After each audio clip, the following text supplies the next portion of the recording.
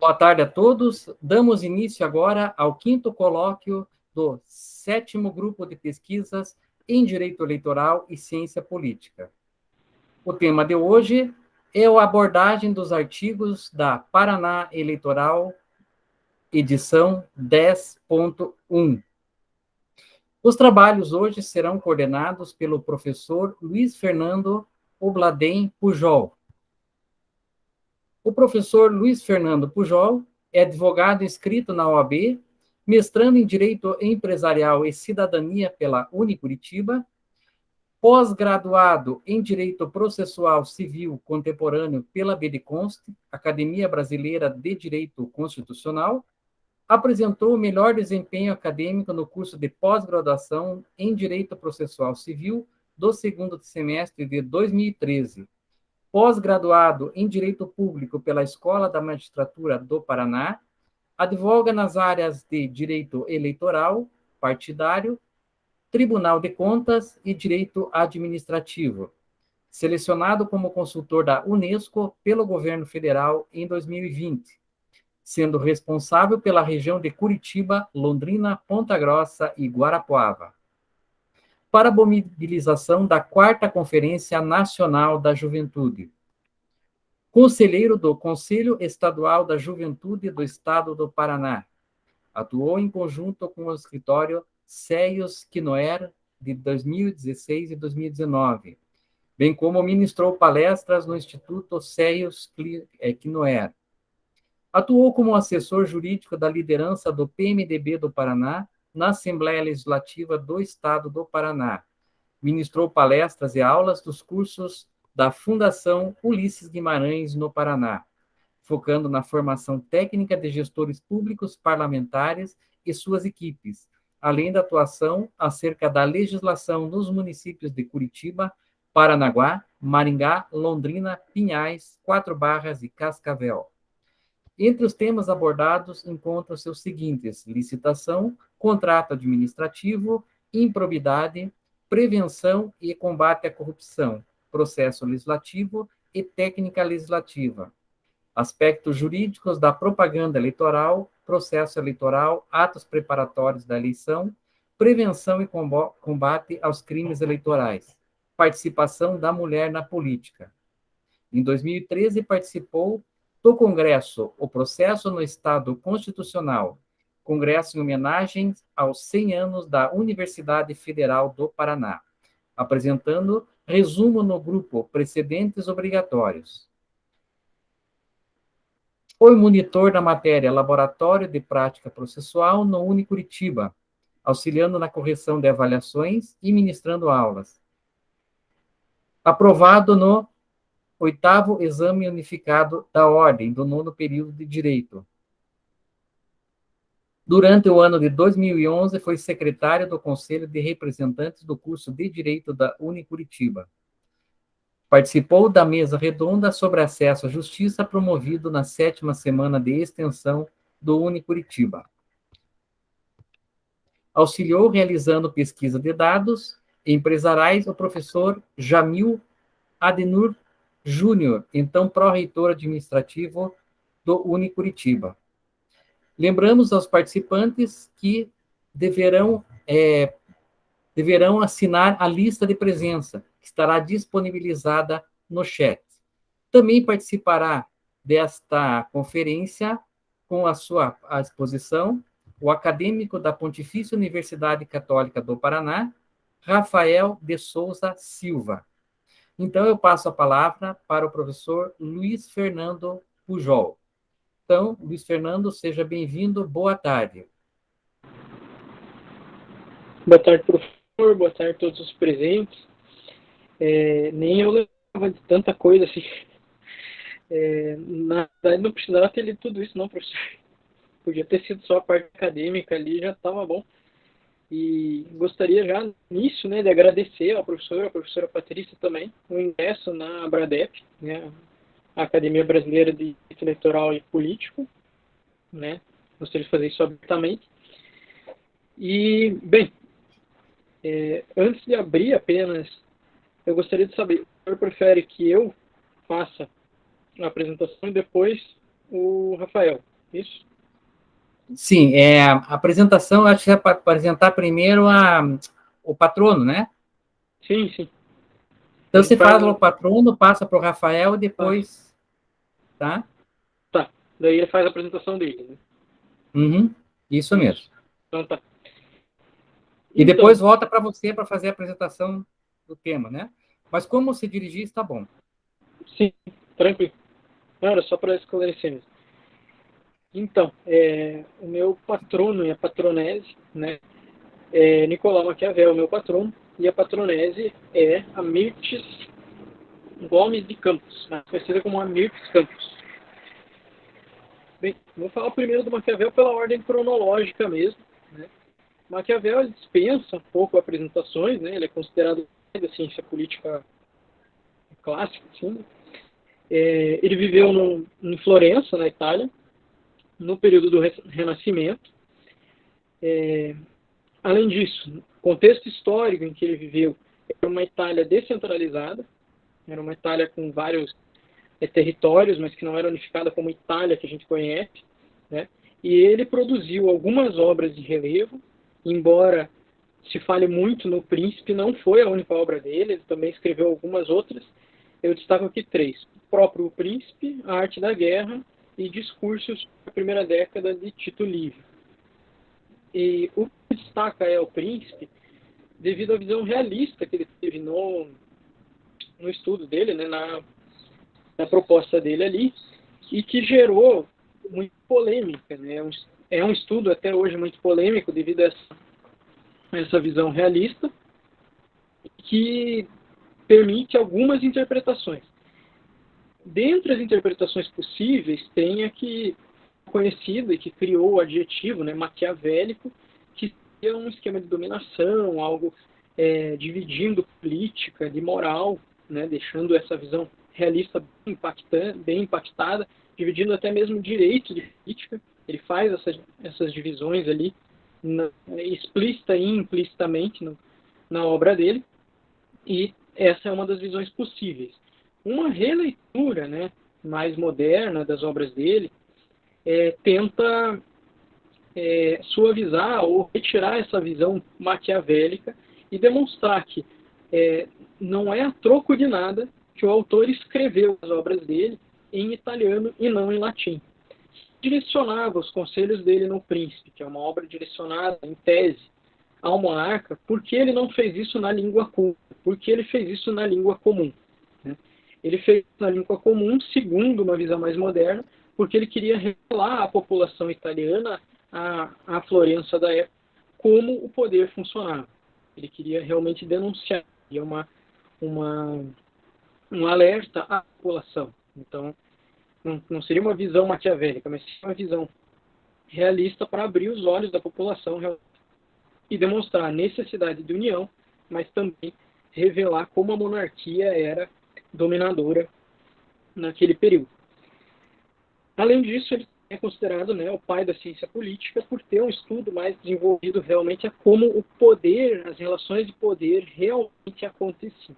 Né? Passando então à patronese, né, a Mirtes Gomes de Campos, ela viveu ali na década de 20, né, iniciou a carreira dela na década de 20, mas ela viveu 90 anos, então praticamente um século. E ela é considerada a primeira advogada brasileira, né, a primeira mulher a exercer a advocacia. Aí a gente já nota a importância dela. Né? Além disso, ela teve muitas dificuldades no início, ela se tornou bacharel, mas não aceitava o Instituto da Ordem dos Advogados, né? Na época não existia a OAB, não aceitou o ingresso dela, que ela exercesse a profissão nos tribunais. Teve toda uma luta ali, ela teve negado o registro dela, ela teve que fazer toda uma movimentação, praticamente um lobby ali, uma pressão realmente para conseguir exercer a profissão.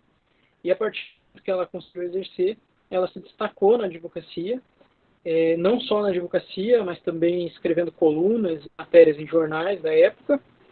E ela, claro, obviamente, uma das maiores bandeiras dela era a promoção da igualdade. Na época em que ela iniciou na advocacia, não existia igualdade dentro do casamento. A capacidade da mulher casada dependia de avais ali, né, de aval do marido para muitas coisas, inclusive economicamente.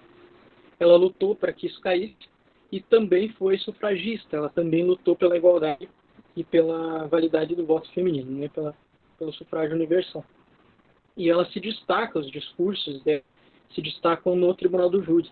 Ela foi, além da primeira advogada, foi a primeira advogada a atuar no júri e conseguiu, né, a absolvição na época do réu, com um discurso fácil de encontrar na internet, de fácil acesso, onde ela destaca que ela não estava ali sozinha, ela estava representando todas as mulheres e que quando uma mulher entra no tribunal, ela enfrenta todos esses desafios, ela não está representando apenas ela, mas levando todo esse legado. Então, eu passo a palavra para o Rafael, para que ele apresente também os patronos dele.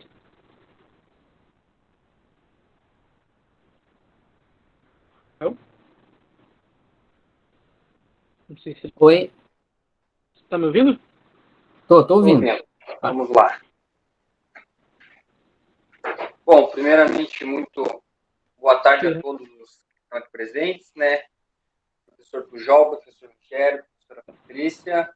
É uma honra o grupo o qual acompanho e sempre tive muita vontade sempre de participar das discussões, porque sempre saem temas contemporâneos e mesmo com os debates históricos a gente vê que é sempre a política eleitoral são jovens como um todo, e os conceitos eles se mantêm, certo? Bom, o meu patrono da minha cadeira é o Manuel da Mota Monteiro Lopes. Em uma síntese sobre quem foi Manuel da Mota, ele foi o primeiro deputado negro do Brasil, lá dos anos 1900. Então, foi um político que sempre trouxe a pauta operária, né, principalmente pela questão do recém-abolicionismo da escravatura. Então, ele traz a pauta operária para a discussão política. De início, na época, como eram facções que eram determinados partidos, porque eles eram simplesmente aglomerações de intelectos ou de críticos em momentos eleitorais. Então, não tinha uma força partidária internacional. Então, no primeiro momento, o Manuel da Mota participa em âmbito municipal de uma eleição, não tem êxito, e em 1903, 1904, mais ou menos, ele é eleito deputado no estado do Rio de Janeiro, sendo o primeiro deputado negro a uma oposição forte na linha do Partido Social à época. E a minha patronese é a Ruth Bader Ginsburg, que foi juíza da Suprema Corte Americana. Ela foi uma juíza considerada extremamente liberal, porque ela traz as pautas que ela defendia na Suprema Corte e a linha de decisões que ela tinha, a linha de trabalho dela, era uma linha extremamente contramão do que os Estados Unidos estavam ambientados. Então, ela traz as pautas feministas para trazer decisões mais abrangentes, para que possa mudar um pouco o entendimento da jurisprudência. Questões de liberdades individuais, ela também consegue trazer um entendimento mais abrangente, grupos de minorias sociais. Então, foi uma juíza que traz ali uma linha diferente de pensamento para a Suprema Corte, que começa a puxar podemos dizer assim, uma abertura de ideias dentro da Suprema Corte. Então, o que dá para destacar dos meus patronos aqui, que são pessoas que entram no cenário de político, ciência política, social, de qualquer forma dos poderes, para trazer discussões um tanto quanto delicadas para o momento em que ingressaram nessa vida que eles assim ostentam. Posso avançar para o tema já ou quer voltar para o João para... Oi, Rafael, eu acredito que você, até para prestigiar com seu aluno, né? Acho que você poderia falar o teu... Não sei o que o professor Rogério sugere. Pode ser. Fique à vontade. Então, eu peguei o artigo da professora Ana Cláudia Santana, que fala um pouco sobre corrupção. Deixa eu pegar certinho o nome do artigo, para não falar besteira.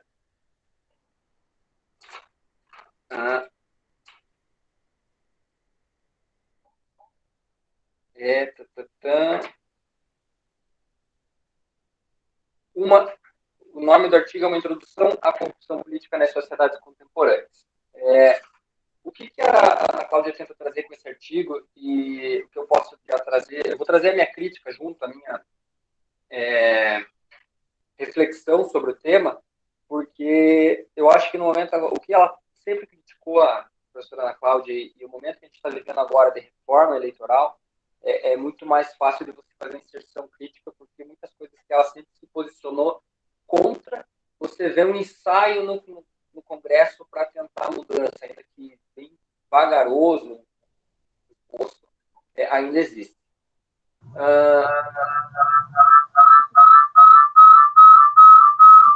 Tá dando aí. Então, ela traz um conceito histórico sobre o que seria corrupção, as formas de corrupção, né? Então, como que ela começa a surgir na sociedade. Basicamente, o que ela coloca é que a corrupção ela nasce a partir do momento de uma necessidade partidária. Então, o histórico dos partidos ele depende da Casa Legislativa para que ele possa crescer e ter força, para que possa avançar a sua força de representatividade. Então, os partidos que eram, né, questões mais municipais, estaduais, quando ganham uma amplitude nacional, passando a depender um pouco mais do Estado para o seu financiamento, eles começam a ter o tráfico não só de influência, mas como financeiro, né? Então, a compra de influência, que é como a doutora denomina no seu artigo.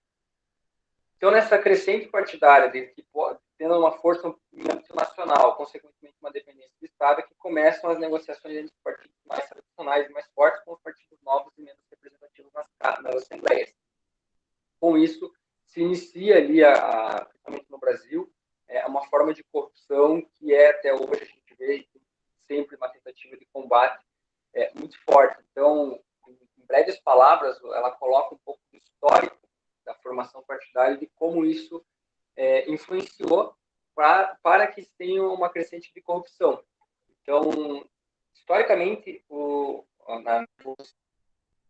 quando ela faz análise da transição das facções para partidos e começam a ter um âmbito nacional, a dependência principalmente de fundo partidário, daí agora do fundo especial de financiamento de campanha, é que influenciam essas formas de corrupção.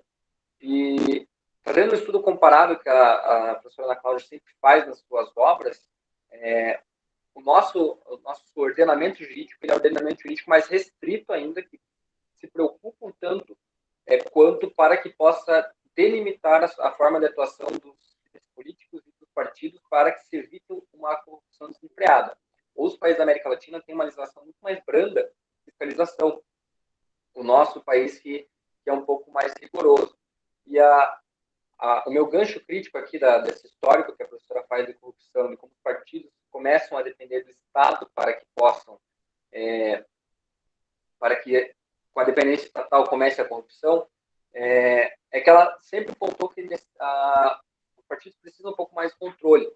E essas pequenas soluções dessas críticas que a professora Ana Cláudia sempre fez começam agora com o projeto da reforma do Código Eleitoral, que tudo que ela colocava de crítica, de ausência de uma regulamentação partidária mais forte, de colocar algumas sanções mais rigorosas e, de certa forma, punições que realmente limitassem o partido de uma atuação desenfreada com corrupção, começam a aparecer no novo texto desse novo regulamento que está sendo redacionado no Congresso. Então, o texto aprovado pela Câmara já tem bastante artigos, bastantes pontos, ali, principalmente do artigo 40 até o 60, que falam um pouco da prestação de contas do partido.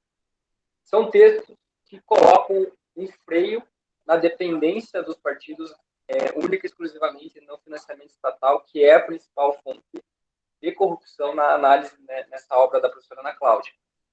Então, a gente vê as críticas e as lutas que se tem com a corrupção e com o histórico de dependência, vagarosamente, após muita relutância, se quebrando. Então, as mini-reformas eleitorais já conseguiram quebrar um pouco isso, principalmente com o ascendente das inelegibilidades, e agora com um texto que se volta um pouco dos partidos, que acaba por limitar um pouco a atuação.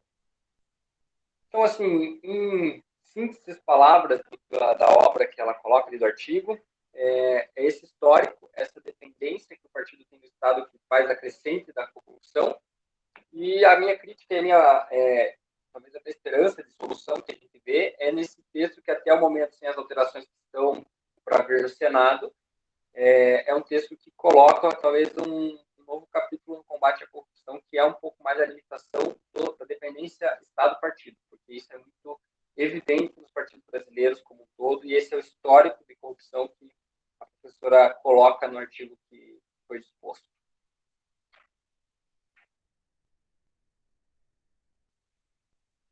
Acho que é isso, não tem muito mais o que posicionar. Consegui ser bem sucinto.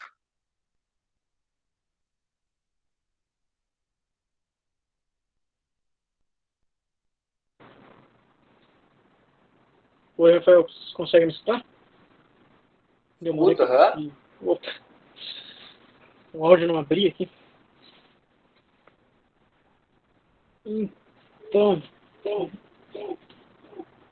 nossa, agora eu tô com um eco aqui, calma aí.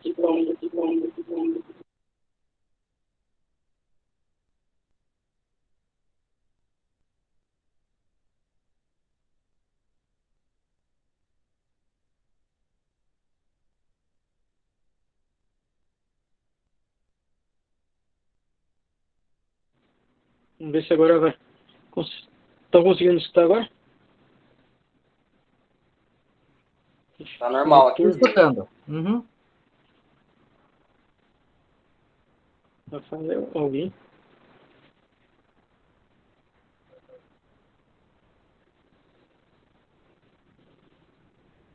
Caramba, acho que agora fiquei sem som.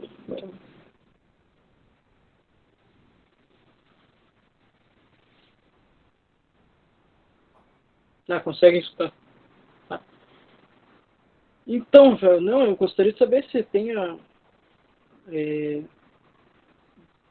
Você falou ali do artigo propriamente, mas você fez menção, né, às reformas. Eu acho que a gente podia falar um pouco disso. Pelo menos eu queria saber a tua opinião em relação a essas últimas reformas. Se você acredita que isso vai no sentido de combate ou o que nós estamos vendo é mesmo uma erosão dos sistemas ali, dos mecanismos de controle, internamente no partido também. Você acredita que os partidos estejam incorporando assim essa questão ou é algo mais discursivo e na prática a gente não consegue Olha, aferir eu isso? sempre vi as reformas frágeis. Na verdade, inclusive a reforma de 2015, eu vejo muitas falhas e diversos pontos nela, né? Várias inconstitucionalidades. Mas a de agora, né, no PL 121, 2021, se não me engano, eu vejo um texto que atrai um pouco a responsabilidade interna corpus dos partidos para a justiça eleitoral. Porque antes era o que não influencia na eleição você deixa no cível, né? E o que influenciar na eleição você atrai para a justiça eleitoral. Agora, acho que o artigo 68 da propositura, ela atrai. Então, tudo, mesmo que não tenha influência na eleição, mas tem discussões dentro do partido, você atrai para a justiça eleitoral. Então, você consegue trazer uma forma de controle muito maior, porque, salvo engano, são 3 ou 4 capítulos que falam de estrutura intrapartidária. Então, ampliou alguns requisitos de formação, de incorporação e difusão, e atrai para uma justiça especializada que entende um pouco mais de eficiência política de partidos para discutir a estrutura partidária interna para que possa haver um certo controle. E o que eu gostei bastante nesse texto novo, que é algo que me coloca um pouco uma visão diferente, pode ser que a gente tenha agora uma mudança e não seja algo mais paradigmático, né, mais utópico, é que a questão da prestação de contas está mais rigorosa. Então, traz a previsão de ter uma auditoria partidária para cadastrar, né, com o TSE, os auditores, fazer uma auditoria partidária particular, para que esse auditor possa ser técnico de prestação de contas. Você abre a prestação de contas com um processo administrativo e judicial, então você acaba colocando mais requisitos e critérios de análise partidária, principalmente análise financeira partidária, para que possa ter um controle. Então, hoje a gente tem a prestação de contas, quando a prestação de contas abre, você vai lá, faz a prestação, daí o Ministério Público se manifesta, abre o edital, se ninguém se opor, e daí o relatório do técnico for favorável, você aprova e, quando tem julgado, pode seguir.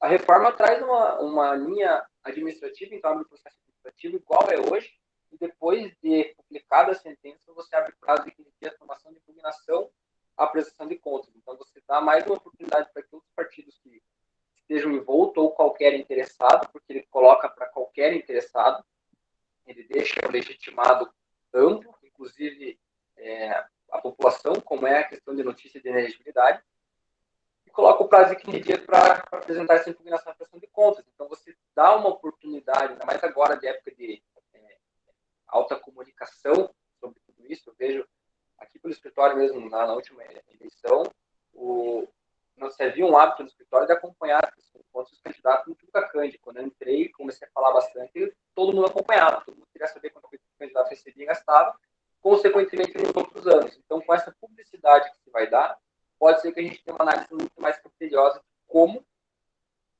serão os gastos e o controle financeiro dos partidos. E tem um dispositivo que é o que eu acho que mais pode atrair, a questão da reprovação de cada conta, você ter uma multa além da devolução do excedente, né? Porque agora a multa é muito irrisória.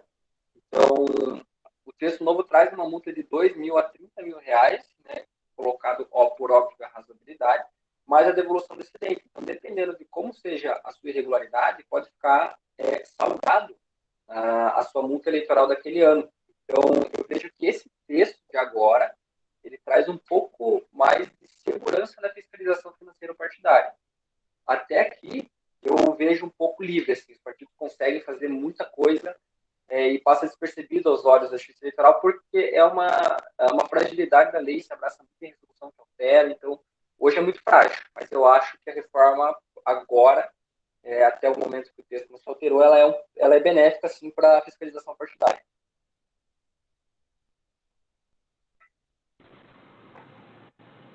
Perfeito, perfeito. Só me sinalizem, você está me ouvindo aí, Rafael? Estou ouvindo, pode falar. É que eu tive um problema aqui que eu tô com duas telas para conseguir compartilhar depois a outra tela. Então, não, eu entendi bem o que você falou, é que eu tenho que fomentar o debate aqui, né? Então, a autora, ela fala um pouco de financiamento, além da fiscalização. Eu entendi o que você falou, a reforma está caminhando para isso, né? Embora, durante as discussões do Congresso, né, houveram algumas dificuldades ali, né?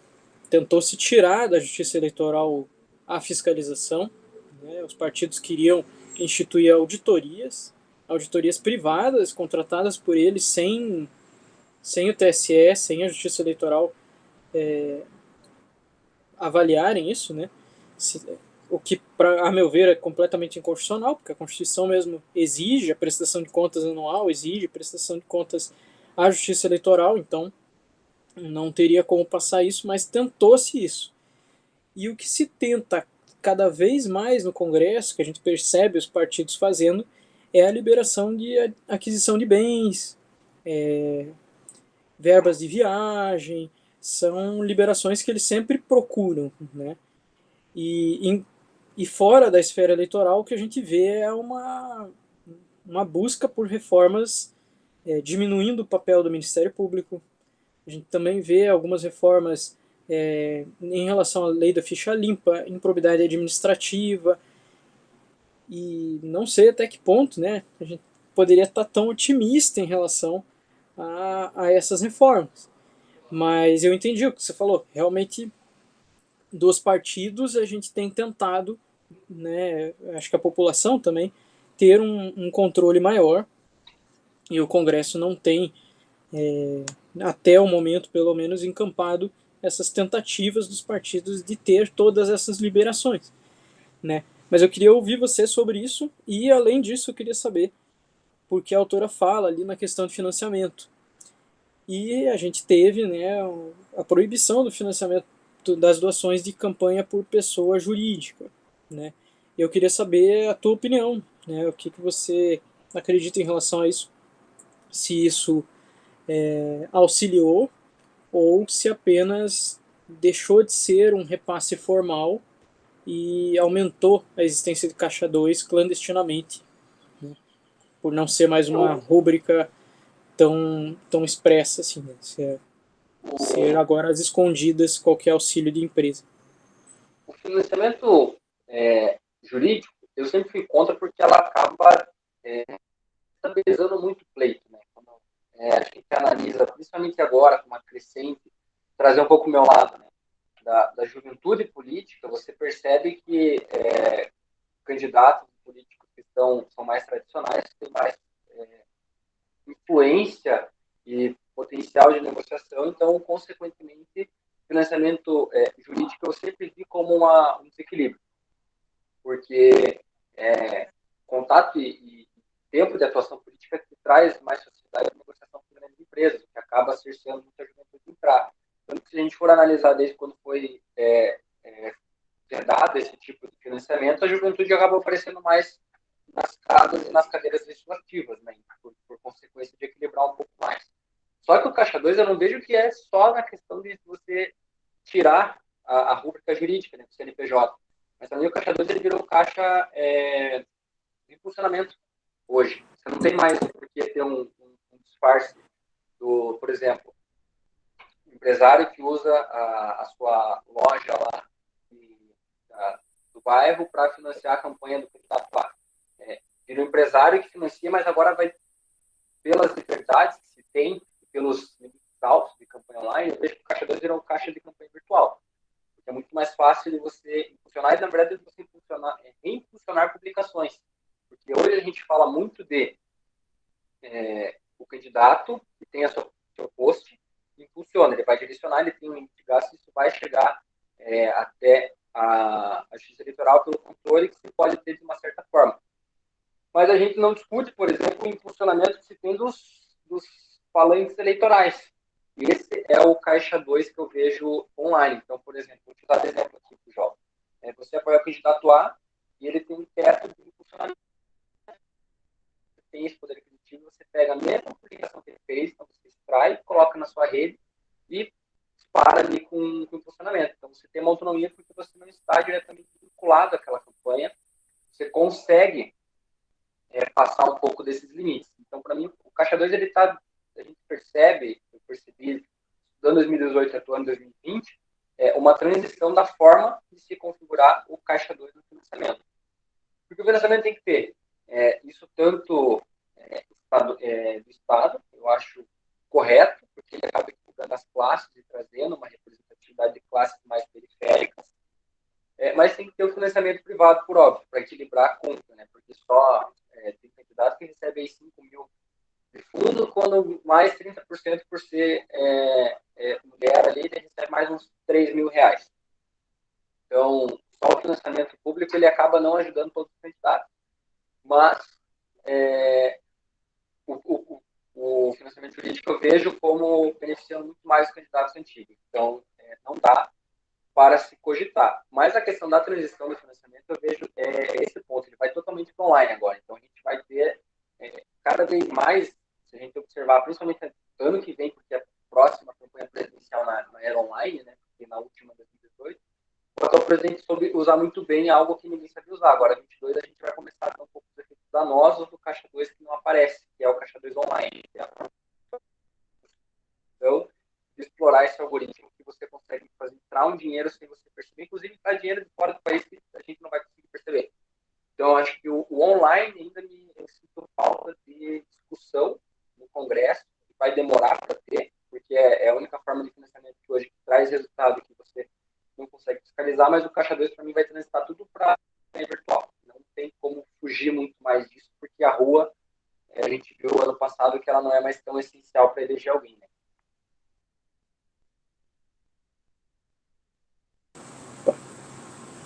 Perfeito, perfeito.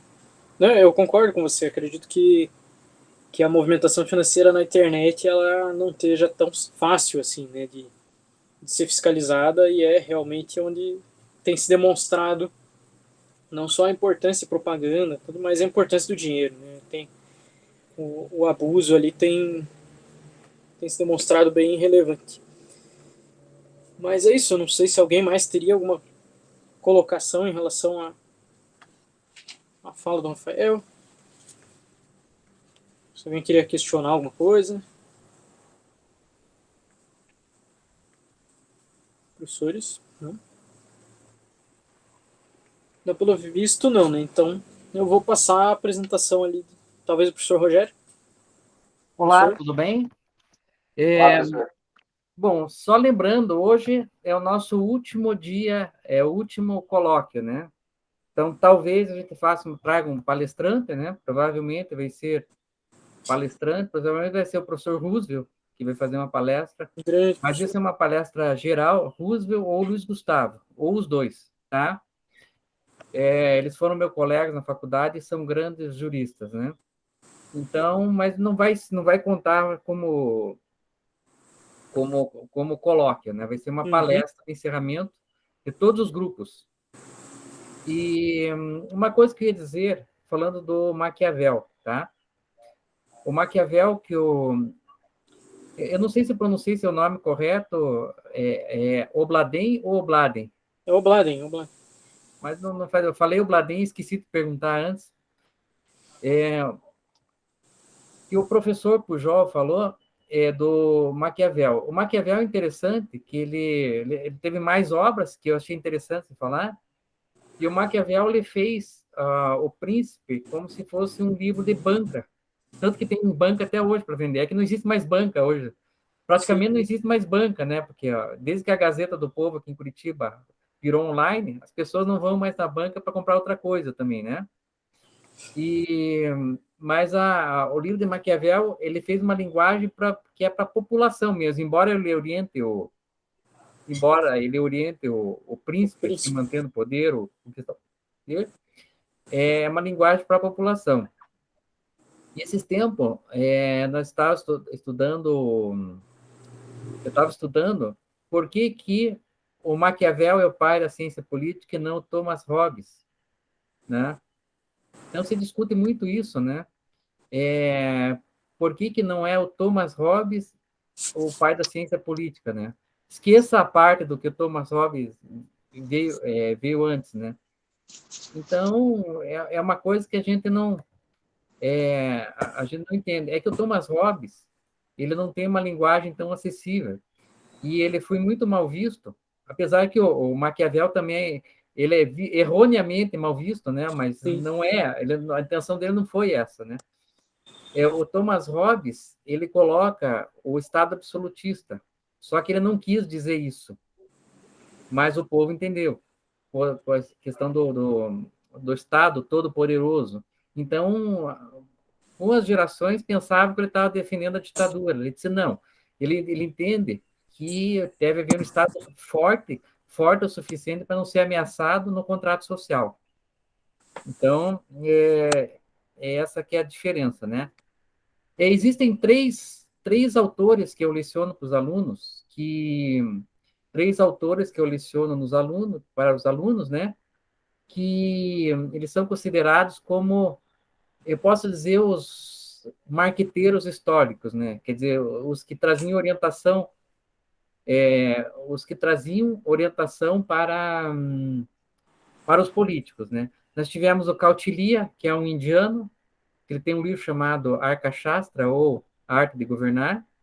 Nós tivemos o Marco Túlio Cícero, que é o meu preferido.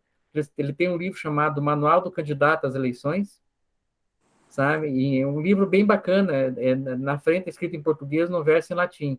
E temos o Príncipe. Então, temos três guias. Eu me lembro que uma vez eu perguntei nas provas dos alunos, né? Quais são os três autores que fizeram um tipo de um guia político, né? Porque é um guia, eles não fizeram um livro acadêmico, fizeram um guia mesmo, né? É um livro mais didático do que acadêmico, né? E, e os alunos se bateram para lembrar os três. Eles lembraram de um e do outro, tá? E, e são livros bem interessantes. Agora, em relação ao tema do Rafael, bom, Ana Cláudia Santana, minha ex-orientadora, é que ela saiu da faculdade, daí eu mudei de orientador, né? E do doutorado, né? Então, agora é o Marcos Malisca, que é excelente. O Marcos Malisca tem uma afinidade muito grande com ele, com a Alemanha. Vocês conhecem o Marcos Augusto Malisca, né? E o, sobre o tema do Rafael, a gente está falando de financiamento de campanha. Até o Pujol fez umas provocações, né? Você sabe que antigamente as pessoas jurídicas, dentro de um certo limite, poderiam financiar as campanhas, né? Hoje elas não podem mais. Mas o que tem dono, diretor e CEO de empresas, as maiores doações hoje são dos donos das empresas, né? Ou do CEO das empresas, né? Então, quer dizer, não mudou muita coisa, né? Não mudou muita coisa. Na prática, alguma coisa que mudou, porque ele vai ter que fundamentar o percentual no pró-labore dele. Então, dividir mesmo um pouquinho da campanha. Não pode doar tanto, mas eles se dividem entre os diretores e doam fortunas ali, né? É exatamente isso.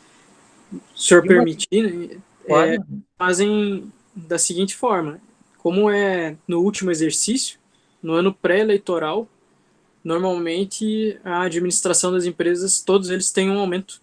Os conselheiros e administradores, eles têm um aumento já prevendo o extra que eles vão ter que economizar para gastar, para fazer a doação no ano seguinte. Isso tem acontecido, inclusive a orientação em alguns partidos para afiliados que são donos de empresa é esse: aumentar o Prolabore no ano pré-eleitoral, que é o ano de referência, para poder doar no ano seguinte. Então, isso é bem real. Essa é uma das práticas, né? É uma das práticas. É uma das práticas, né? Em Santa Catarina teve várias empresas, só que daí não é o diretor, né? Teve várias empresas que davam um abono para os funcionários e os funcionários doavam para. Então, eles pegavam para os funcionários e davam um abono lá de. Digamos, funcionário ganha salário mínimo, né? Eles davam um abono de R$ 300 para ele doar 200 para o partido e ficar com 100. Então, teve essa prática em Santa Catarina. Não conseguiu se provar, mas eu sei que existem mesmo, que eu conheço gente que trabalha nessas empresas, né?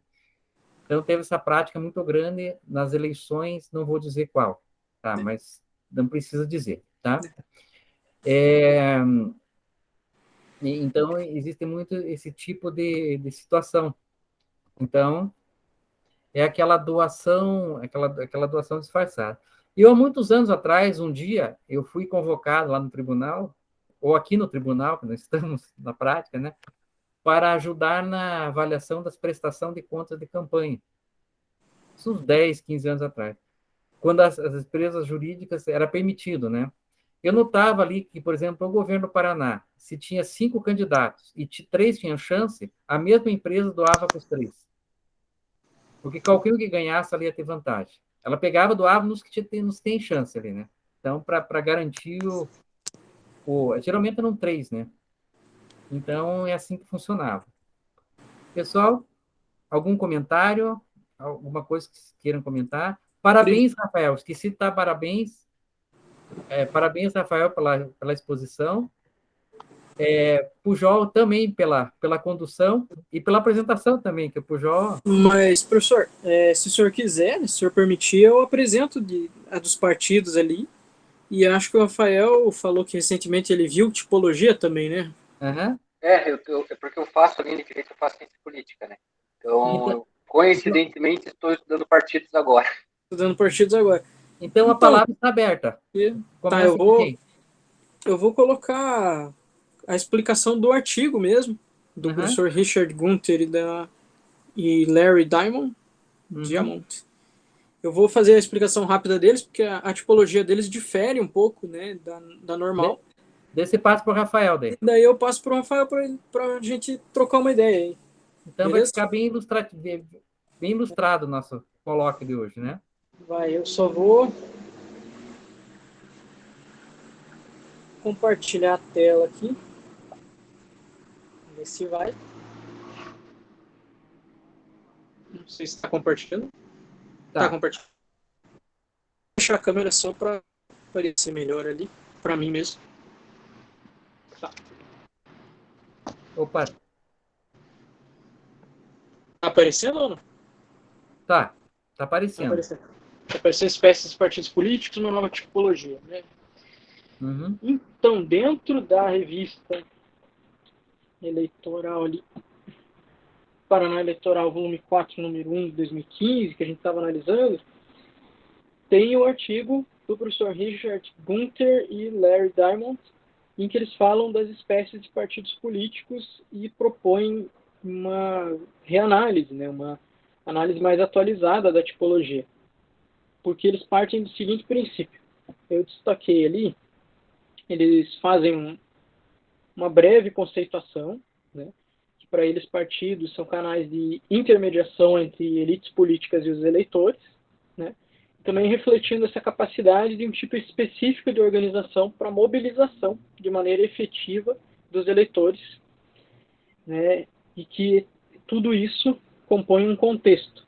Eles deixam bem claro que a tipologia dos partidos ela pode variar ao longo da história e que um mesmo partido pode se encaixar em mais de uma tipologia ou ser inaugurado com uma tipologia e sofrer alterações, né, ao longo da história. Eles propõem a reavaliação dos tipos de partido porque a maior parte das tipologias propostas na ciência política e no direito eleitoral seria ali, viria desde o século XII, pelo que eles colocam, em diante, e não teria uma adaptação, um encaixe tão perfeito nos partidos de hoje em dia. Eles dizem que há uma dissonância entre o que nós vemos hoje na prática e a parte doutrinária propriamente dita. Eles atentam que ocorreram várias alterações históricas, sociológicas e tecnológicas. Como o texto ele é de 2015, ali, né, ele ainda fala muito na televisão. Eles colocam o impacto da televisão como uma tecnologia que alterou essa interação de campanha política dos partidos políticos com a população. E, além disso, eles catalogam ali 15 espécies de partidos, mas eles não falam, como é que eu posso dizer, doutrinariamente, assim, dogmaticamente,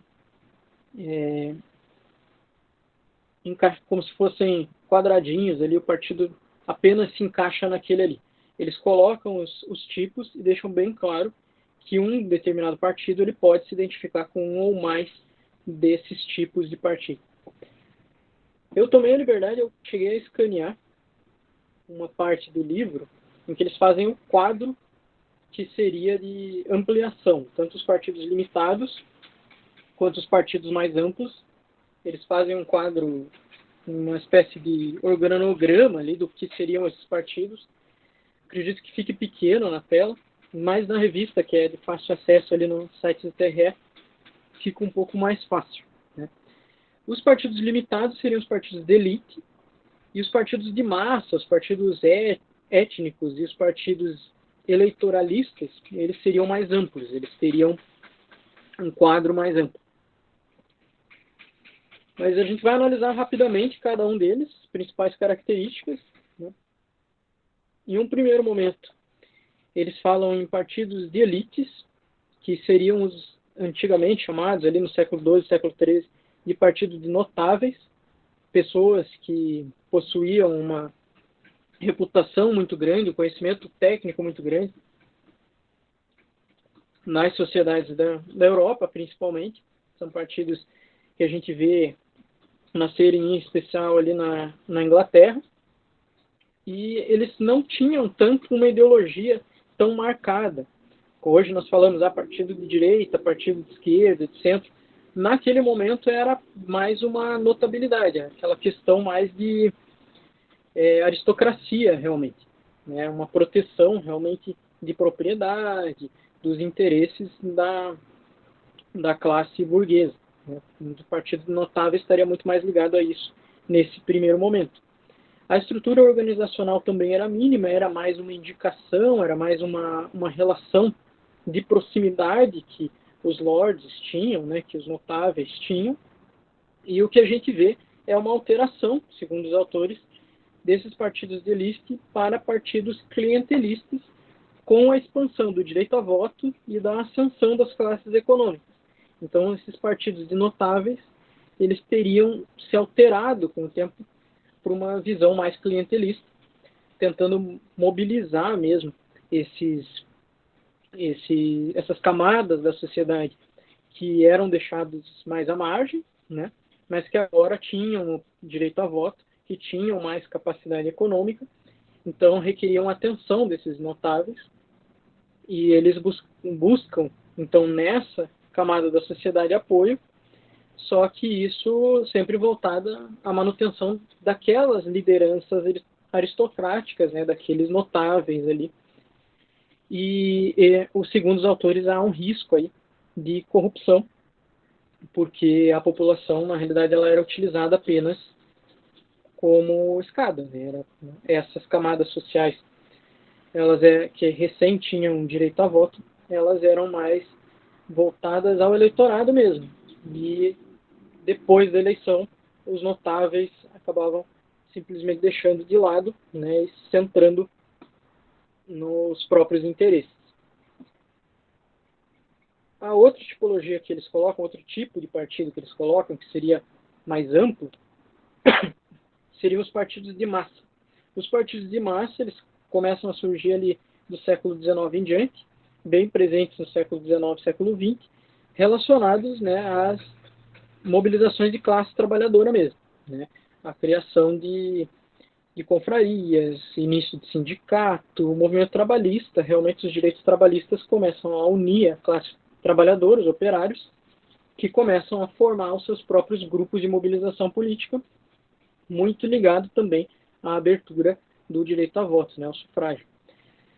Nesse momento, os partidos de massa, exatamente por isso que eles recebem esse nome, eles são conhecidos pela amplitude dos membros. Em determinado território, né, eles têm uma quantidade muito grande de membros e normalmente ligada à questão nacional e não apenas regional.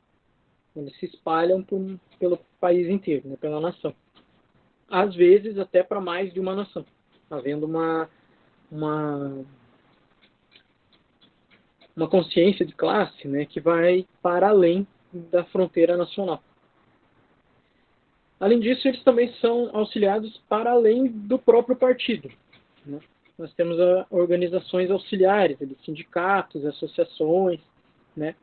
E dentro desses partidos de massa, os autores colocam algumas divisões. Eles entendem que teriam 6 diferentes espécies de partidos de massa.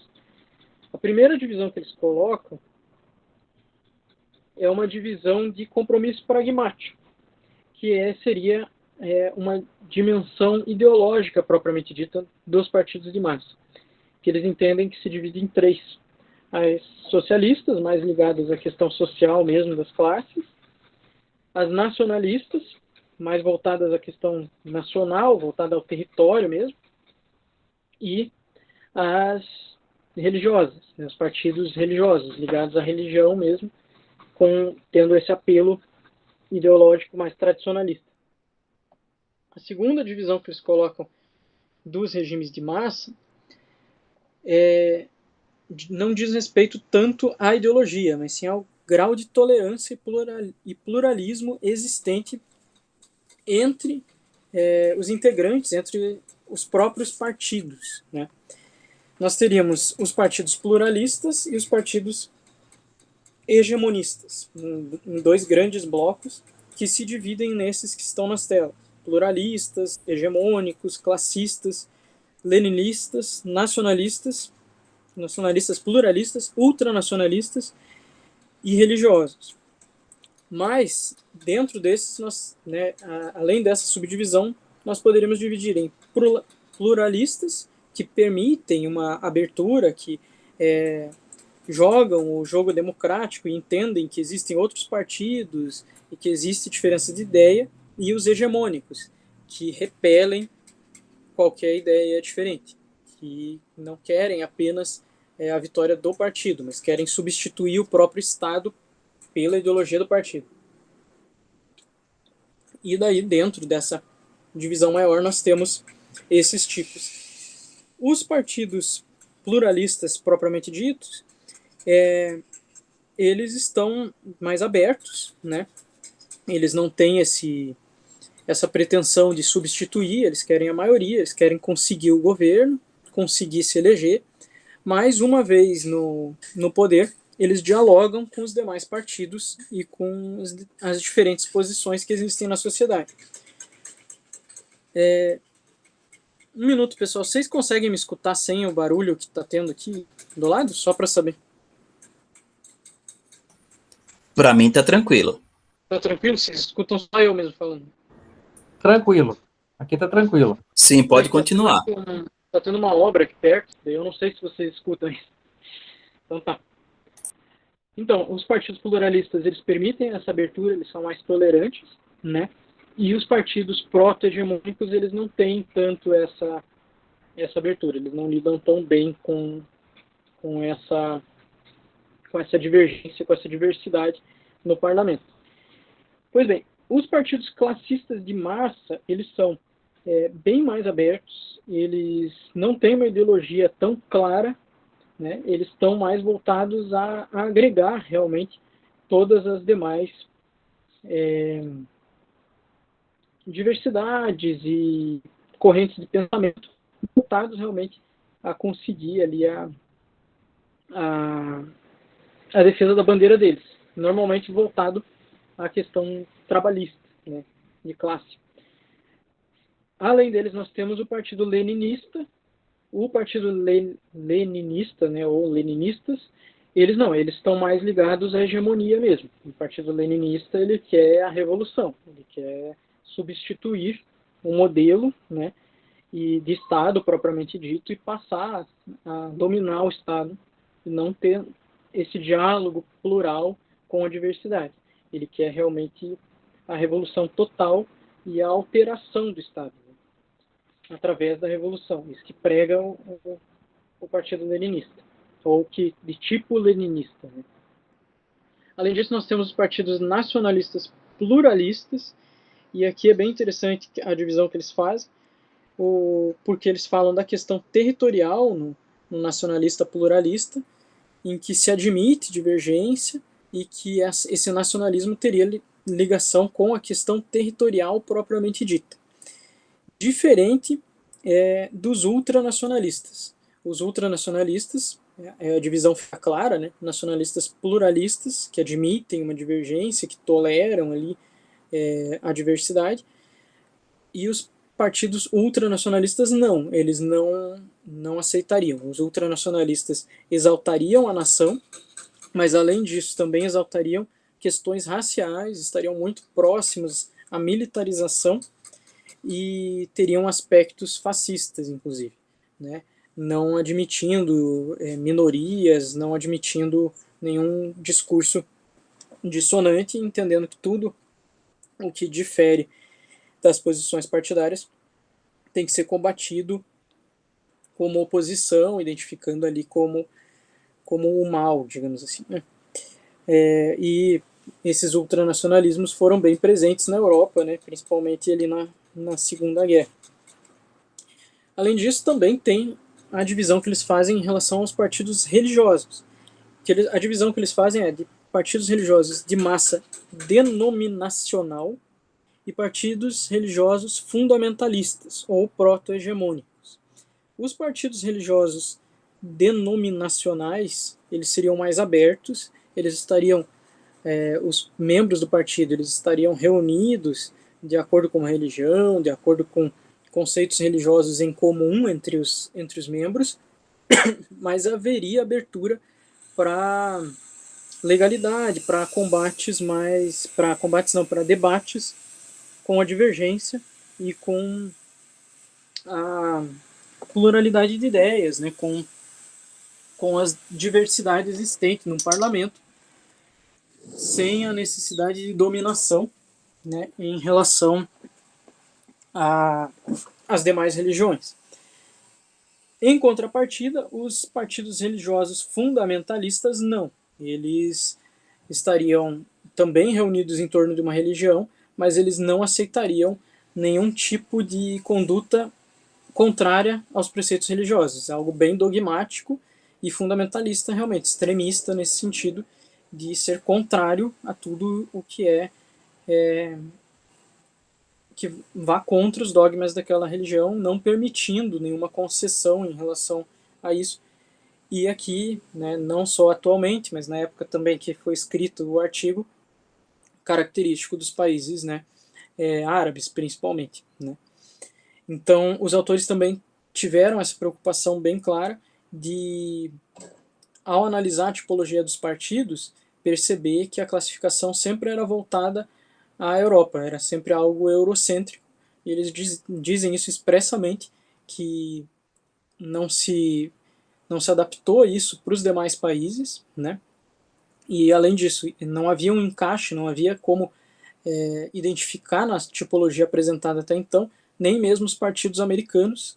Então, a América Latina também ficaria fora da tipologia até então, e os países árabes também não entrariam.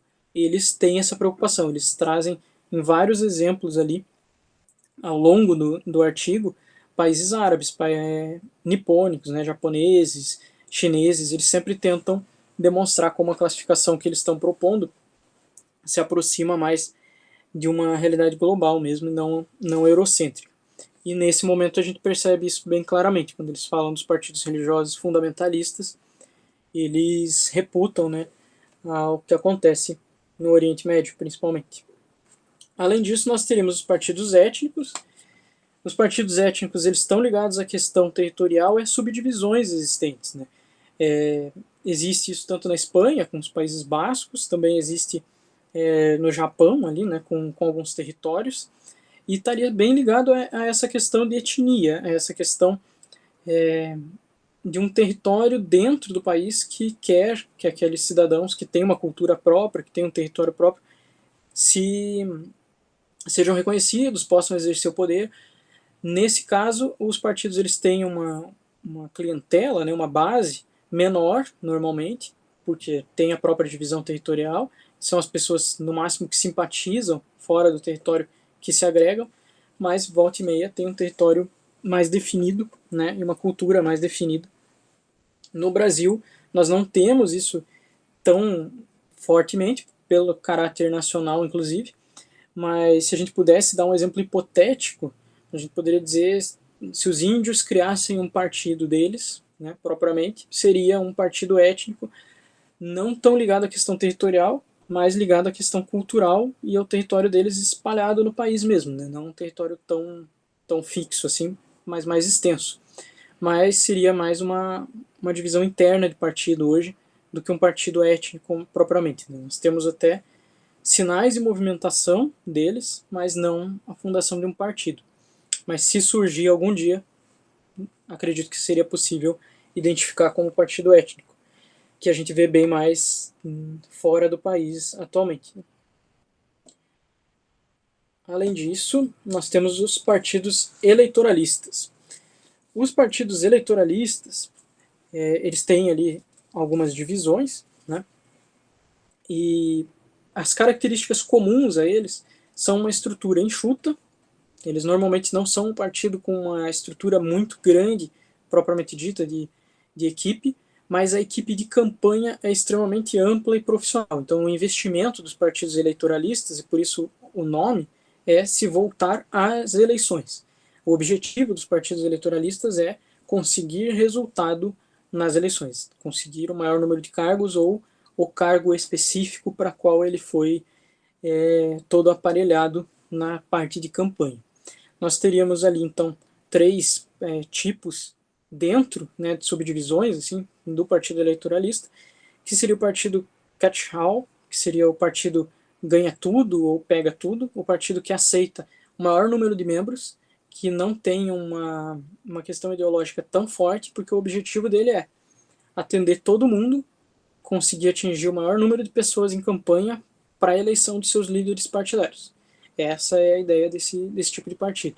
Nós também temos os partidos eleitoralistas programáticos, em que aqui sim, eles têm uma agenda, um programa bem mais forte. A questão deles é voltada à eleição para promoção daqueles ideais, para promoção daquele programa de campanha, para aquele programa partidário. Então, a ideia deles não é conseguir o maior número de pessoas para eleger líderes, né? Conseguir o maior número de pessoas, o maior número de votos, para conseguir instaurar aquele programa, para instaurar aquele objetivo, não necessariamente o líder partidário, mas sim atender aquele programa, né? Conseguir apoio para tornar aqueles ideais efetivos. E além disso, nós temos os partidos eleitoralistas personalistas, né? Que são voltados à eleição de determinada pessoa. Normalmente eles são formados rapidamente, apenas com o objetivo da eleição de determinado líder político. Um exemplo claro no Brasil foi a eleição do presidente Fernando Collor, onde foi criado um partido rapidamente para que ele subisse à presidência da República, né? Há ali um déficit ideológico e programático, né? A ideia realmente é a personificação, é criar uma onda para que o político seja, e eles também contam com campanhas muito desenvolvidas, voltadas, né, a maior número de eleitores, maior número de apoiadores. E por fim, nós temos ali os partidos de movimento social.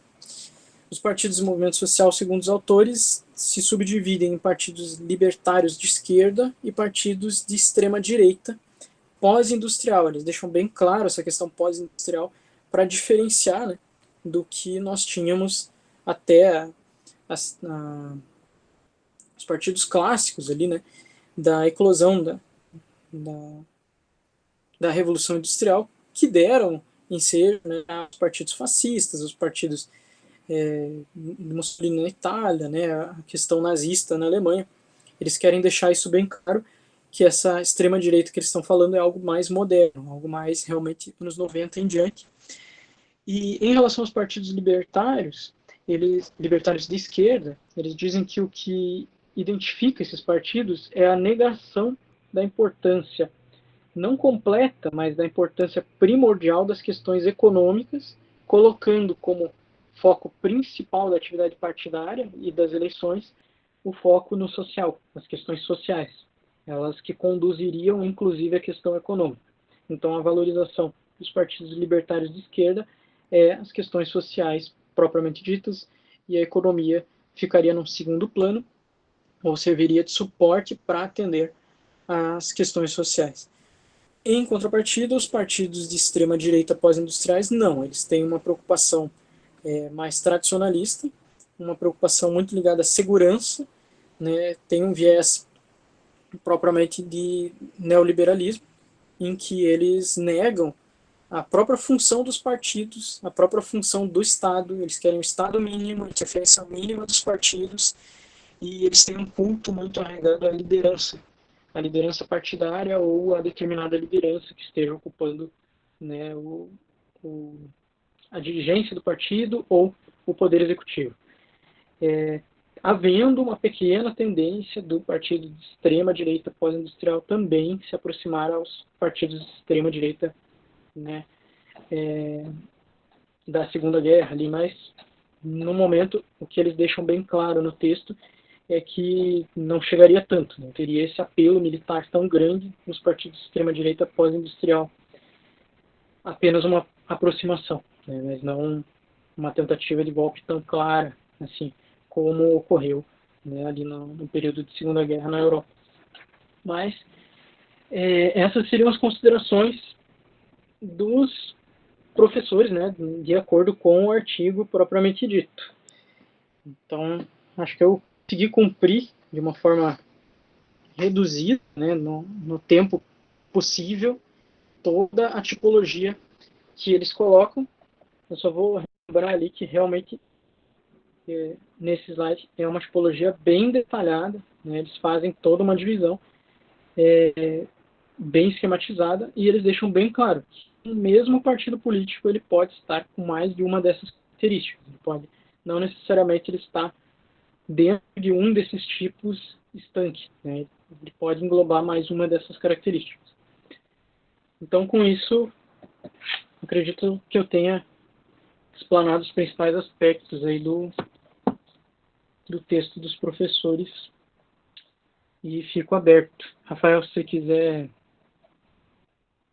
ponderar alguma coisa aí com Eu só coloco... Tem um doutrinador muito interessante na ciência política, principalmente na tipologia partidária, que é o Diverger. Ele é um sociólogo francês, e ele faz essas análises dos partidos, principalmente os arcaicos, os catch-alls e os modernos, nas transições históricas. Ele faz muito comparativo da crescente partidária com a universalização do sufrágio. Então, ele faz muitos comparativos antes da Revolução Francesa e depois, porque ele analisa muito a França e a Europa, né? Então ele faz antes e depois, né? E começa a observar as tipologias. E o que você comenta no final, que é o que ele destaca bastante, né? As tipologias, elas nunca são exclusivas, né? Então, o partido é um tipo porque ele é um tipo, porque uma tipologia ela nunca evolui. Então, você tem aqui o catch-all e ele morre aqui. Aí vem uma outra, que agora são o que a gente chama de partido de cartel, que complementa e dá continuidade. Então, os partidos arcaicos também, ele era um, depois virou de massa, então uma tipologia ela nunca segue uma linha histórica de evolução, ela sempre nasce, dura até algum momento de crise social, onde você dá espaço para uma nova discussão partidária. Então, é isso que eu acho que cabe complementar mesmo da sua fala, Luiz. Perfeito, Rafael. É exatamente isso. Os autores falam nisso também, mas eles se preocupam muito mais em expor, né, as tipologias ali. Mas no início eles realmente falam exatamente isso. E eles se valem de vários autores para chegar nessas tipologias. E deixa só eu consultar aqui. Eles colocam o Herbert Kitschelt, Volinetti, Ketzmeier, Neumann. Eles fazem do VG também, que eles fazem todo um estudo para demonstrar as tipologias até então e de como eles acreditam que seria, né, o melhor caminho. Assim. E eles deixam bem claro que não é estanque. Eles dão exemplos de partidos que, desde a fundação até hoje, têm a mesma tipologia, que são bem estagnados em relação a isso, e outros que não, que se apresentaram no momento da fundação de uma forma e hoje são completamente divergentes em relação a isso, né? Sofreram alteração ao longo da história. É exatamente a colocação que você colocou. Eu só me preocupei realmente em expor a tipologia que eles propuseram, que era o intuito do texto deles mesmo. Eles queriam realmente fazer as conclusões deles, criar uma metodologia de análise hoje, né? Mas deixam bem claro que tem alteração e é momentânea. E, sei lá, a última observação que eu poderia dar, extratextual mesmo, é que, puxando para o Brasil especificamente, né, daí eu abro para quem quiser falar alguma coisa, alguma consideração. No Brasil especificamente, eu concordo muito com o professor Edgar Leite Ferreira Neto, que tem um livro chamado Os Partidos Políticos no Brasil, em que ele analisa até a redemocratização, propriamente dito. Né? Depois, o livro é um pouco antigo, eu não me lembro exatamente, ele é de 88, ele é realmente até a democratização, em que ele demonstra como os partidos, eles sempre foram, de alguma forma, eles orbitaram em torno do Estado, e de alguma forma eles foram moldados pelo próprio Estado.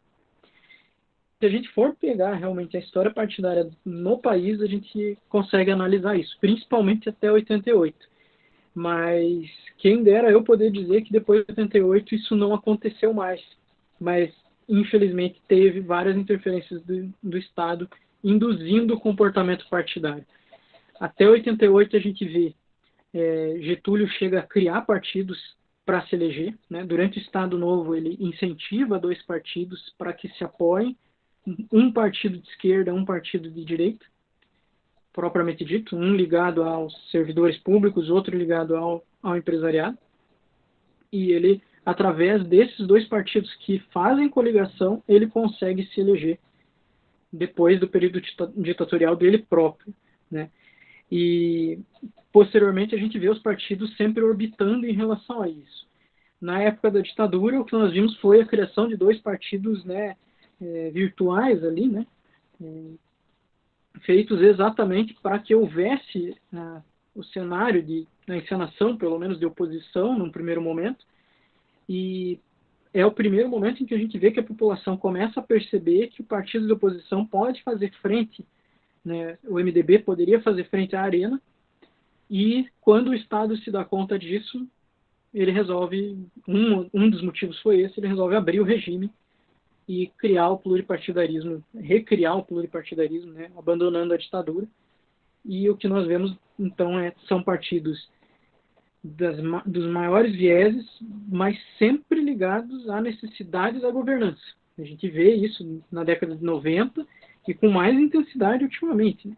Os partidos sempre ligados ao Estado e o Estado sempre preocupado em garantir não só o apoio deles, mas garantir uma espécie de controle para a manutenção, em especial, do executivo.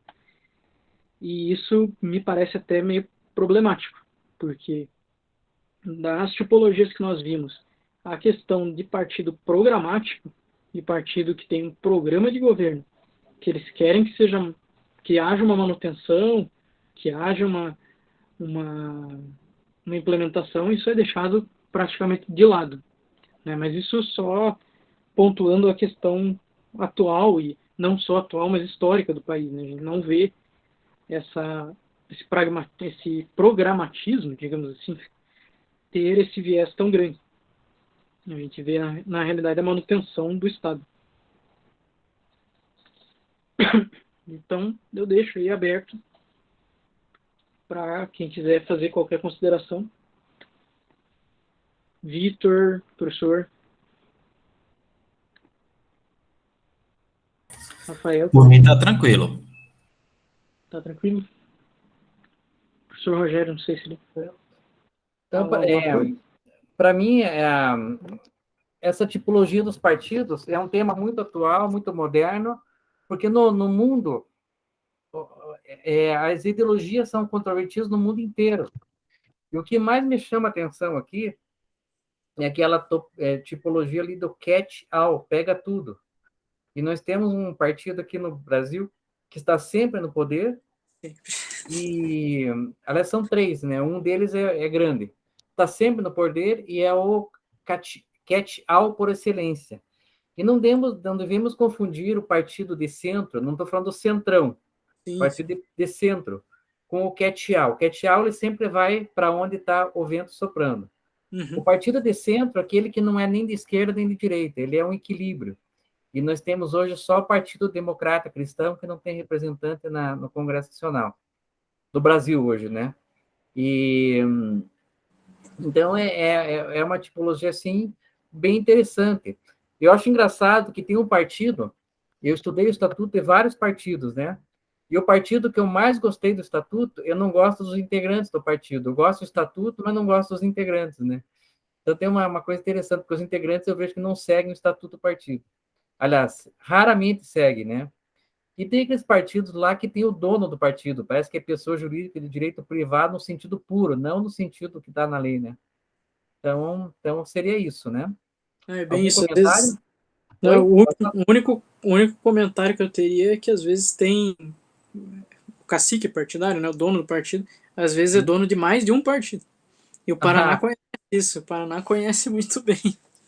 Então, são os donos das coligações até, né? Então, exatamente. Tá. Outra coisa que eu acho interessante, né, que eu falo para os alunos, né, eu sempre digo assim que o partido político, partido político para mim já é redundância, basta falar partido, né? Que o partido é pessoa jurídica de direito privado, como todo mundo sabe, e ele tem personalidade jurídica e personalidade judiciária, né? Daí eu perguntei uma vez para os alunos, você sabe o que é uma coligação? Um aluno levantou a mão e disse, é formação de quadrilha. Então, então, esses comentários que você vê a imagem que a gente tem dos partidos hoje, né? E eles são importantíssimos para a democracia, né? E daí daí eu expliquei para eles que o partido tem personalidade judiciária, mas não tem personalidade jurídica, né? Só que quando você forma a coligação, a coligação tem a personalidade judiciária e não tem a personalidade jurídica. E os partidos que formam a coligação perdem a personalidade judiciária temporariamente, a não ser para discutir a própria coligação.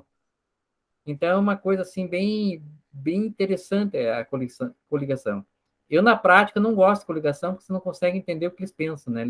Tem municípios que misturam PT com PSDB numa eleição, né? Então, como é que você vai definir o que os caras pensam, né? Então, você já pegou essas situações, né, Pujol? Algumas vezes. Primeiro que um civilista vendo as nossas explicações de eleitoral sobre capacidade processual, personalidade, eles teriam, né, um surto, né? Porque a gente recepciona tudo temporariamente, daí volta, tem ações, como é que é? Até a data da eleição, a coligação, depois da data da eleição tem que ser os partidos que compõem, senão não pode, mas os processos que estão correndo continuam com a coligação. Um civilista realmente não se sentiria muito confortável com a condução que a gente do eleitoral, né, dá para isso. Mas E tem aquele problema de... Desculpe, não, pode falar. E tem aquele problema para você que é advogado, né? Você vai defender uma coligação que tem 21 partidos, por exemplo, né? Depois fica aquela dúvida, se conflito com a OAB ou não, se você vai defender de um contra o outro, né? O que para um processualista, você falou do civilista, para o processualista é complicado, né? Sim, a gente se depara com isso. Às vezes a gente chega a entrar com ações com a coligação e os partidos e o juiz eleitoral, o TRE, que decida depois.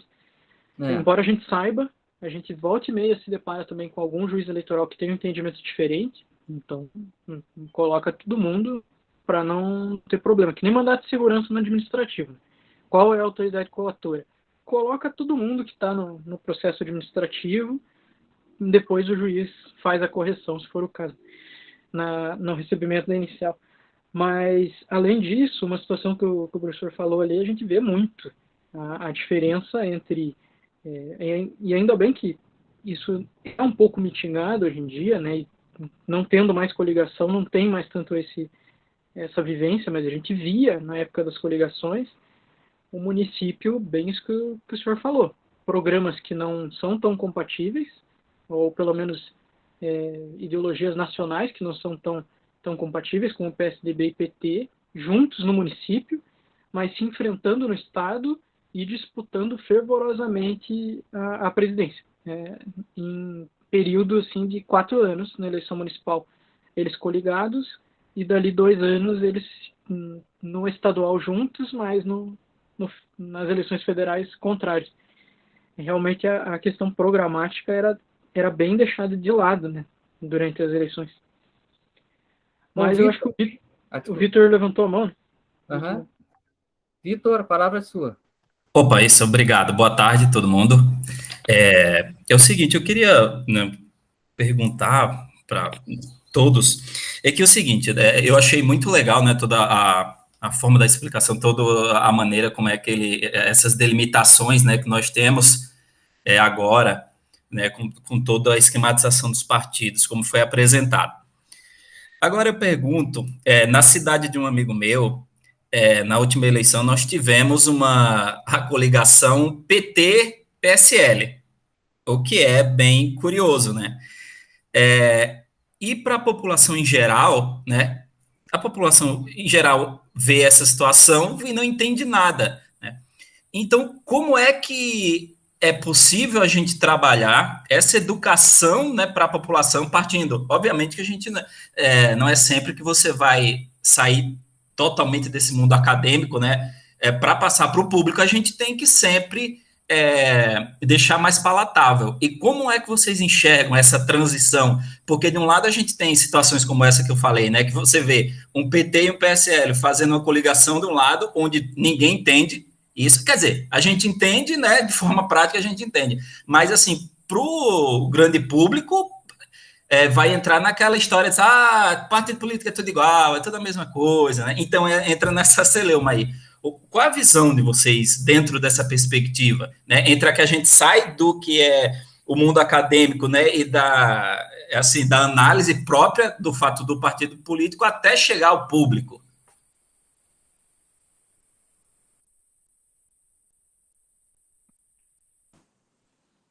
Então, não sei se o Rafael queria falar alguma coisa, ou eu já respondo. Pode responder. Pode falar, João, pode seguir. Tá certo. Vai ser a minha perspectiva, na realidade, né? Puxando um pouco para o texto, até, o que os autores propõem ao rever a tipologia, em parte, é exatamente isso. Eles não se preocupam apenas com a alteração ao longo da história, a alteração ao longo da história do próprio partido, devido à parte sociológica. Eles também se preocupam em não estar mais a doutrina atenta ao que ocorre na prática, né? Por isso eles também revelam 15 tipologias e não o que normalmente a gente vê no Bob, o que a gente vê em autores mais clássicos, assim, de 3, 4 tipos de partido, no máximo 5. Eles propõem 15 para deixar bem claro que é muito mais do que parece. Então eles estão tentando, né, se aproximar da realidade. Mas tem uma outra dissonância que é essa que você abordou, que é a questão do político, né, não estar tão atento à questão partidária, ter a troca de cadeira também, ter a troca de legenda ser algo comum no país, né, e em todos os estados, em todos os municípios. E o que eu imagino que seja, que reflita isso? Em um primeiro momento, se nós formos analisar os municípios, a lógica dos municípios nas votações não é tão partidária. No município, tirando as capitais, estou falando mais do interior, é ligado a grupos de poder e grupos de interesse realmente. Se a gente for analisar, eles votam na pessoa pelo histórico dela, por conhecer a família, por conhecer a profissão. Então é uma coisa muito mais próxima e aqueles candidatos não interessa tanto a que partidos eles estão naquele momento. Isso no Estado, em nível estadual, também é presente. A gente tem alguns, pelo menos no Paraná, isso é muito claro, a gente tem alguns deputados que não importa em que partido eles estejam, eles têm o eleitorado deles. Então tem uma questão muito pessoal ainda em relação a isso.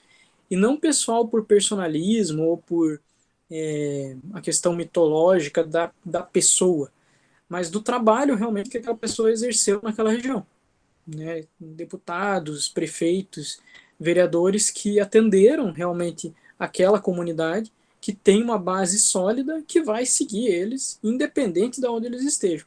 E daí eles também se sentem confortáveis para migrar para o partido que deu uma estrutura melhor para eles.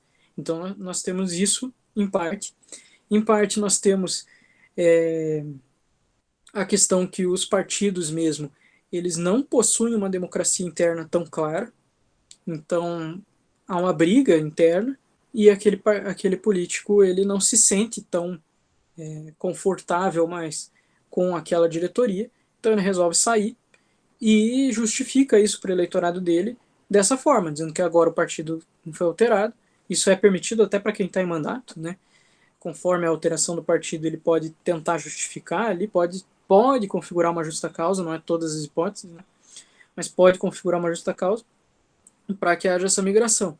Como a gente tem um déficit, isso foi falado aí, tanto pelo Rafael, por mim, por todo mundo, há um déficit em relação à questão programática, o político ele se sente se sente bem confortável, não um pouco, né? Bem confortável em migrar para outro partido e não ter essa questão ideológica tão clara, tão batida, né? Nós vemos vários políticos que trocam de partidos que têm uma ideologia muito próxima e que não tem uma atenção tão grande à parte programática. É um pouco mais raro alguns partidos que têm uma carga mais forte ideológica, em especial, né? É difícil você ver alguém de um partido de esquerda e ir diretamente para um partido de direita. Mas dentre os vários partidos que existem no meio disso, certo? O chamado centrão, que não tem uma ideologia tão definida, né? E que não são de centro propriamente dito, como o professor falou, é bem comum ali ter a troca partidária sem nenhum problema para o político em relação à base dele. E em contrapartida, nos municípios, que é a base da base, né, que dá sustentação para as candidaturas estaduais, que dá sustentação para candidaturas federais, deputado federal e senado, a gente não tem essa preocupação tão grande em relação ao partido. Mas eu não estou menosprezando aqui a figura partidária. O que eu percebo, e essa é uma posição minha, né, e não vou me alongar tanto aqui, é que o distanciamento das siglas em relação aos programas acaba fomentando isso, acaba fomentando que a população realmente se preocupe muito mais na eleição da pessoa que auxiliou aquele bairro, que auxiliou aquela comunidade, aquele município, do que com o partido. Ele se identifica muito mais com o que aquela pessoa está fazendo ou com a bandeira dela do que com o partido. O que eu acredito que os partidos possam fazer é um retorno à parte programática mesmo, reforçar a questão programática deles, a atenção programática, e também punir quem não cumpre isso, porque não há punição hoje, na maior parte das vezes, para o candidato já eleito, que descumpre o programa do partido, que vota contrário, ele se sente muito confortável. Os partidos também deveriam atentar mais a esse controle para se enfatizar, ainda mais agora que nós vivemos, pelo menos nos últimos anos, um discurso muito antipartidário, o que é bem problemático porque os partidos foram fundamentais, pelo menos continuam sendo na maior parte dos países, para a manutenção do próprio Estado democrático. Então, o discurso antipartidário ele não é a coisa mais benéfica do mundo, muito pelo contrário. Tentei captar toda uma percepção aí de atuação realmente em campanhas, né, percorrendo o Estado. Não sei se respondi completamente, Vitor. Qualquer coisa. Perfeito, Luiz. Muito obrigado. Você tem alguma opinião em relação a isso? Assim, alguma coisa que você... Olha, na verdade é um caminho realmente difícil, né? Eu cresci em Alagoas, no meio de muitos políticos, né? Então eu vi de perto tudo, sei muito bem como as coisas funcionam, né? Então, assim, realmente eu concordo com esse ponto que você falou, principalmente, por exemplo, que há essa diferença entre interior, né, e o restante não tem como. Realmente você tem uma série de afinidades, vamos dizer assim, são outras leis, né, que vigoram nesse processo eleitoral, né, até porque você tem ali um microcosmo, né, é muita pessoalidade, né, funciona totalmente diferente. Mas, em contrapartida, é até difícil a gente educar a população, tendo em vista que ela não consegue enxergar isso, como nesse exemplo que eu disse, né, lá da cidade, que, obviamente, era uma cidade interior, né, que tem essa junção de PT, PSL, mas, quer queira, quer não, isso ecoa, né? Então, como é que o público vai pensar? Os partidos políticos, né, tem todas as suas delimitações, né, identitárias, né, ideológicas, só que na prática isso não existe, né? Eles querem, pelo poder, tal, aquela história que a gente já conhece, né? Então, realmente, eu acho que, como você falou, situações como punições, né, e coisas assim para políticos, que obviamente a gente não sabe sabe que, pelo menos é o que eu acredito, que não é também a intenção deles, porque eles usufruem disso, né, dessa maleabilidade, né, dessa fluidez de poder ir e tal, e voltar, é útil para eles. Então, também, para mim, né, eu vejo assim, que não funciona. Mas, né, teoricamente, no mundo melhor nesse processo, eu acredito que, até pelo bem da democracia, a gente tem que trabalhar para que os partidos políticos realmente defendam, né, o que está na sua base, porque, assim, até porque, para muita gente se afiliar aos partidos, você tem que ter né, bater ali com os símbolos do partido, né, as coisas que eles defendam, para que você realmente tenha um posicionamento. E aí, eu tenho visto que essa batida antipartidária, ela acaba, às vezes, parece que quer levar para que tenha, no final das contas, só 2 partidos, sabe? E aí você tem o que é péssimo, porque aí a gente só vai ser sempre aquele, quem está certo e quem está errado. A gente tem visto que tem se transformado, né, o Brasil, ultimamente, acabou se desenhando para essa polarização, né? E por isso que eu acho importante que a gente tenha esses múltiplos partidos, também não precisa ter zilhões, mas que tenham posições suficientes para que a gente, com uma população mais bem educada, ela consiga se posicionar melhor nesses partidos. Eu sei que é um processo mais, às vezes parece mais utópico do que qualquer coisa, né? Mas eu acredito que faz parte do processo de educação da população. Então, são momentos difíceis, mas eu acredito que com muito trabalho possa se chegar a algum lugar, não ideal, mas melhor, né? Seria isso. Entendi. Não, acredito que seja isso mesmo. Se eu puder fazer uma última consideração, é que você chegou a falar que se caminharia, né, o discurso antipartidário de algumas pessoas seria para um bipartidarismo. Eu acredito que não. Eu acredito que algumas dessas vozes querem o unipartidarismo. Querem algo, não vou dizer pior, mas é algo bem problemático, né? Querem que um partido domine tudo. Isso é extremamente perigoso. Tá? Isso, na história nunca deu certo. Isso não é algo que se deseja e que não condiz com a democracia. Né? O que eu posso dizer em relação a isso propriamente, às vezes o chefe do Poder Executivo, seja ele o presidente, governador, ele se sente incomodado com o pluripartidarismo. Mas eu acredito que ele seja uma das nossas grandes defesas, porque não é fácil governar com pluripartidarismo, é necessário fazer governo de coalizão, né, é necessário fazer várias concessões, mas a democracia ela é fracionada, ela tem uma diversidade interna, é necessário que tenham vários partidos. Isso é uma defesa da própria democracia, para que não haja a sobreposição de um partido sobre todas as demais posições. Não existe essa homogeneidade de opiniões, de interesses que normalmente se quer que um governo às vezes vende como se fosse algo uníssono. Né? Isso não existe. Então, pode ser complicado para o chefe do Poder Executivo lidar com o governo de coalizão e com o pluripartidarismo, mas ninguém disse que ia ser fácil ele ser chefe do Poder Executivo, certo? Governar não é fácil. Ele tem que saber fazer essas concessões, ele tem que saber tornar a coisa estável, mesmo havendo divergência.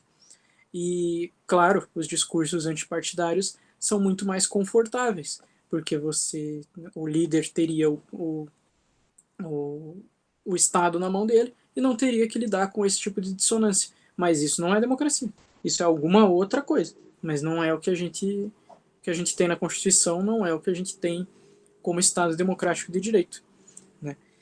Então, o pluripartidarismo ele pode ser uma das nossas maiores defesas para evitar uma dominação, né, por um único partido.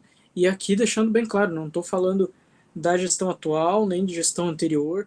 Isso a gente vê esse discurso tanto na esquerda quanto na direita. A gente vê discursos extremos de ambos os lados. Não necessariamente nos partidos simbolicamente mais representativos dessas duas ideologias, mas nos extremos das ideologias, o que a gente vê é isso. Mas o extremo nunca é bom. Mas, basicamente, acredito que seriam essas contribuições. Não sei se o Rafael quer falar mais alguma coisa. Se o professor Rogério. Bom, pessoal. Bom, agora eu vou ter que encerrar, que eu vou ter uma reunião daqui a pouco, né? Mas eu acho que o nosso debate hoje foi muito fértil, né? Então pessoal, hoje é a nossa última sessão, bem produtiva, bem bacana, e eu desejo sucesso para todos. O Luiz, com certeza, vai ser convidado para o ano que vem para dirigir mais algum colóquio, né? Vocês, futuramente, mais tarde, futuramente, quando se formarem. Então, pessoal, mais alguma despedida, alguma consideração final? Então, pessoal, então, pode falar. Não, acho que é isso. Acho que é isso. Então, pessoal, eu declaro encerrada a sessão e declaro encerrado também o 7º grupo de pesquisas em Direito Eleitoral e Ciência Política. Em breve, até final do ano, vocês receberão o certificado. Tá certo? Valeu. Professor, até eu entrei um pouquinho depois que já tinha começado. Teve lista de presença, aquela... tá ali no chat. No não deixe chat de tem o responder. formulário. Para mim não tá aparecendo. Deixa eu ver aqui. Tem um gatinho de alguém aí. É minha gata que deu sinal de vida. Tá aparecendo agora, não? Acho que agora tá. Acho que agora... Apareceu sim, professor. Obrigado. Então tá. Então, beleza. Então, sucesso para todos vocês. Valeu, igualmente, um abraço a todos, um prazer aí participar. Um abraço, até. Abraço. Tchau, tchau. Pujol,